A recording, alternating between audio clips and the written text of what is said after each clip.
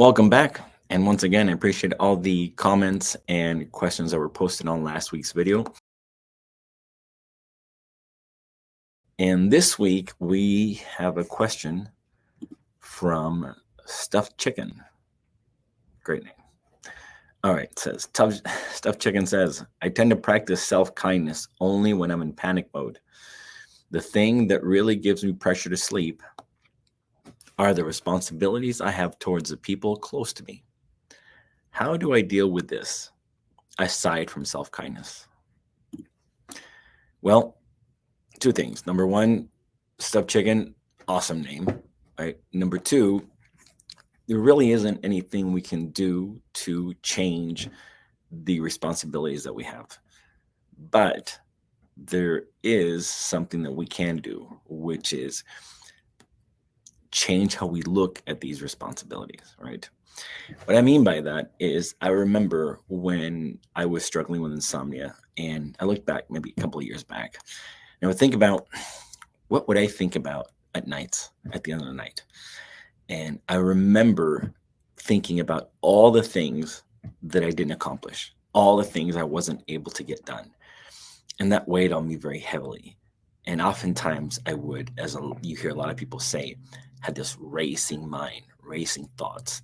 And a lot of it was just feeling uneasy and not feeling satisfied or accomplished. So one of the gifts that I was able to receive or learn during my insomnia journey was to look at my days completely different, take a totally different approach. For example, now every morning that I wake up or I start my day, I think about it as a gift. I imagine, not to be too dramatic, I guess, but I think about it if it's my last day, right? So if it's my last day, how would I live it? What would I do? And so I become enthusiastic and excited about the day.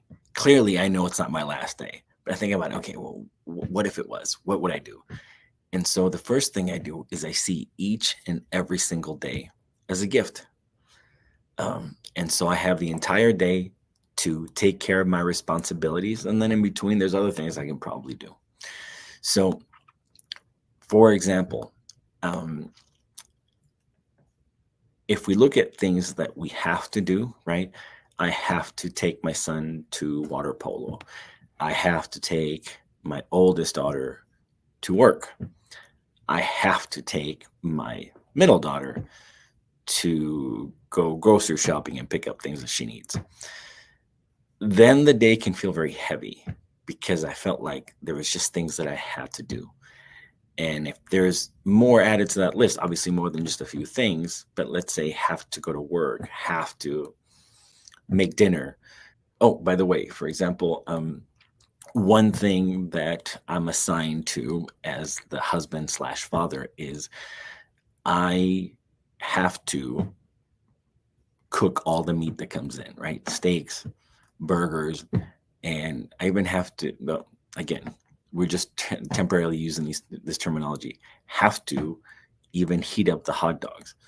It always makes me laugh because it's just hot dogs. But anyways, so instead of looking at my day of things that I have to do, I switch things around just a little bit, because when I would go to bed at nights or at the end of my nights, like I said, it felt very heavy because I felt like I was just mulling around all these responsibilities. And then at the end of the night, even if I accomplished everything that I was supposed to do, it wasn't really rewarding.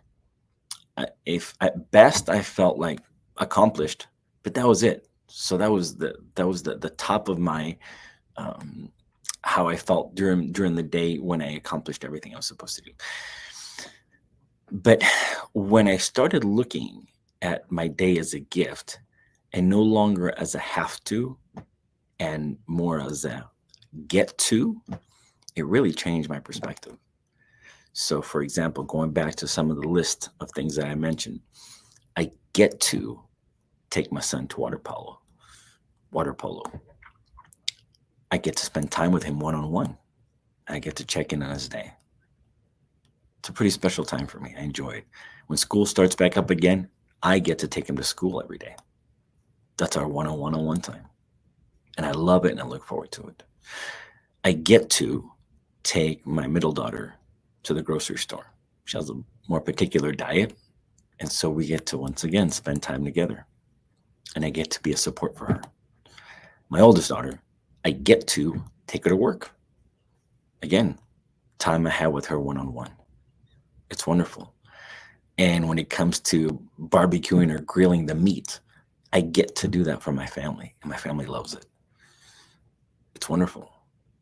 And so there's several other things that I get to do, but we view things in a completely different way. The first way, the previous approach that I had was a very heavy approach. I remember talking to a therapist years ago, and she described how things in our life that we have to do, or emotions and feelings that are heavy, can be described as these rocks or boulders that we carry around with us. And it just can feel physically and emotionally very exhausting. As we start to lighten the load, we don't have to remove all these rocks from our back, but maybe even removing one or two can really lighten the load. But what if, instead of removing these rocks, what if they're not rocks? What if we look at our responsibilities and the things that we, quote, have to do is, like I said, the things that we get to do? Then at the end of our day, it's pretty tough to look at our day as anything other than a gift. Look at all the things I got to do. Look at how fortunate I am. Part of my routine is I go on walks, sometimes in the morning and sometimes at night, sometimes both. And most of the time I try to go on walks with my wife. And there's a park that's just a few minutes away, and we get to do that. The best part about the summer is that our days are much longer, right? The light is out by 6 in the morning, and it stays light out until about 8 o'clock in the evenings. And so one of the beautiful things that I get to experience is these amazing sunsets, beautiful sunsets. Sometimes I'll take pictures of it. And as I end my day, I make a list of all the things that I got to do. And magically, I noticed that I went from feeling anxious, feeling depressed, feeling a tremendous amount of pressure, to having great days. I've been doing this for, I don't know, I didn't keep track of it or anything, but at least 6 months or longer. And I can't tell you the last time I had a bad day. They're all great days. Every day is a great day. So to go back to the question, the thing that really gives me pressure to sleep are the responsibilities I have towards the people close to me. How do you deal with this aside from self-kindness? Well, the responsibilities are no longer responsibilities. They're opportunities to serve. And how wonderful that I get an opportunity to serve my family. When I go to work, I'm serving my family. I'm helping my family by providing for them, right? And when there's errands that need to be run, that's another opportunity that I get to serve and spend time with them. So I guess that's pretty much the answer. I hope that in viewing your day, we can lighten those burdens or that weight of responsibility that you're carrying. Visually, think of them as rocks or boulders. And instead of trying to lighten or do less things, maybe realize that they're just not burdens, they're opportunities.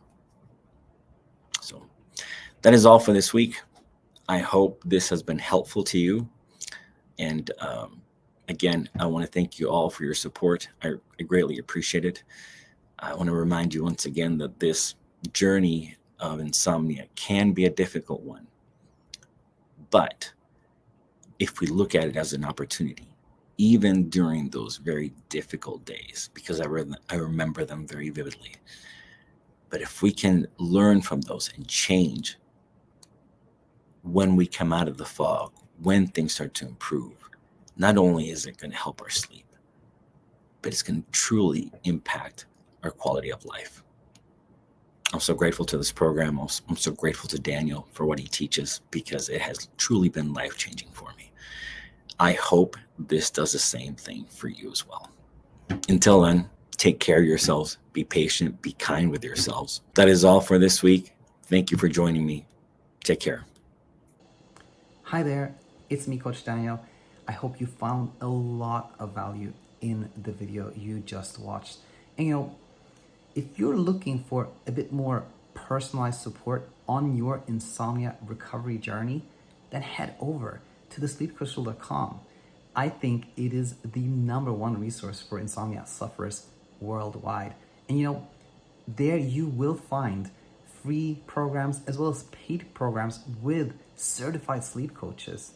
You can join a community of people who understand what you're going through because they've gone through it themselves, or they are on this journey of leaving the struggle and arriving where they want to be, just like you, that place of peaceful sleep and peace of mind. So again, I hope the video that you just saw brought a lot of value to you. And if you're looking for a bit more personalized support on your journey, then head over to thesleepcoachschool.com. And if you decide to join, we look forward to seeing you on the other side.